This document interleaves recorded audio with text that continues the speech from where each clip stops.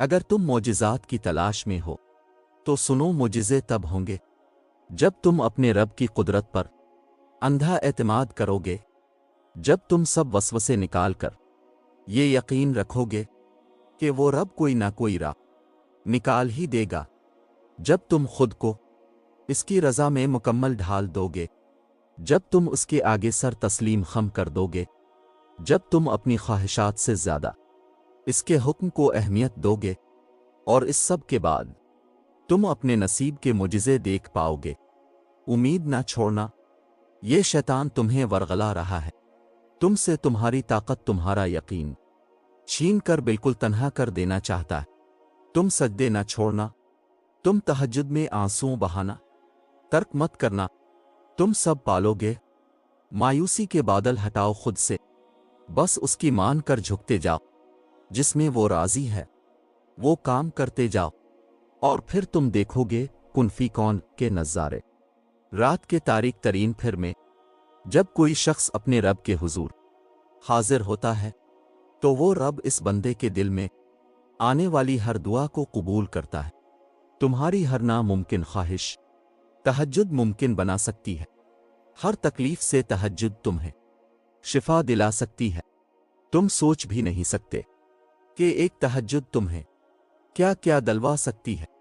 تہجد معجزات کا دوسرا نام ہے۔ کوئی بات نہیں اگر تم آج بالکل ٹوٹے ہوئے ہو، دل شکستہ ہونا کوئی گناہ نہیں،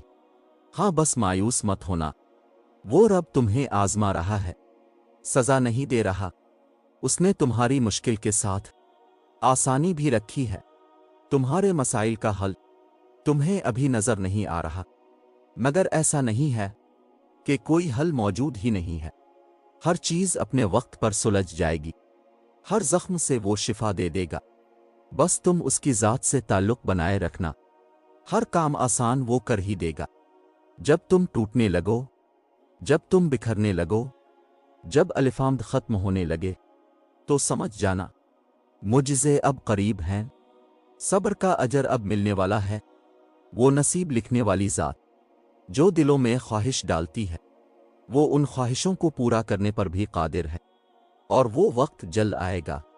جب آپ اپنی آنکھوں سے اپنے لیے کن کے معجزے ہوتے ہوئے دیکھیں گے۔ اگر آپ کی آزمائش سخت سے سخت تر ہو رہی ہے تو ممکن ہے آپ محبت کی منزلیں طے کر رہے ہوں، ممکن ہے آپ اللہ کے محبوب بندوں کی فہرست طے کر رہے ہوں، ممکن ہے آپ اللہ کے بندوں کی فہرست میں گردانے جانے لگے ہوں۔ تکلیف ملتی ہی اس لیے ہے تاکہ ہم سمجھ سکیں کہ جو درد ہمیں اپنی بساط سے زیادہ لگتا ہے وہ دراصل ہمارے حوصلوں کی حدود کے اندر ہوتا ہے، اور ہم اسے پہچان نہیں پاتے، بس تکلیف کی ذرا سی شدت پر ڈھہ جاتے ہیں۔ جب وہ مدد کرنے پر آتا ہے تو سمندر میں بھی راستہ بنا دیتا ہے، اور تم کیوں مایوس بیٹھے ہو کہ وہ تمہاری مدد نہیں کرے گا، تمہارا یقین نہیں توڑے گا، تم بس یقین کامل رکھو، وہ تمہاری زندگی بدل دے گا۔ تنہائی اللہ کے قریب کرتی ہے، لوگوں کے چھوڑ جانے سے گھبرایا نہ کرو، جب ساتھ کوئی نہ ہو تو دل خود ہی اللہ کی طرف رجوع کرنے لگتا ہے، ہم خود ہی اپنی باتیں اللہ سے شیئر کرنے لگتے ہیں۔ وہ آنسو جو سارا دن روک کر رکھے ہوتے ہیں وہ رات کو اللہ کو اپنی کہانی سناتے ہوئے خود بسنے لگتے ہیں، اس لیے خود کو تنہا محسوس مت کیا کرو، اللہ ہے نہ، وہی تمہاری تنہائی کا سکون ہے۔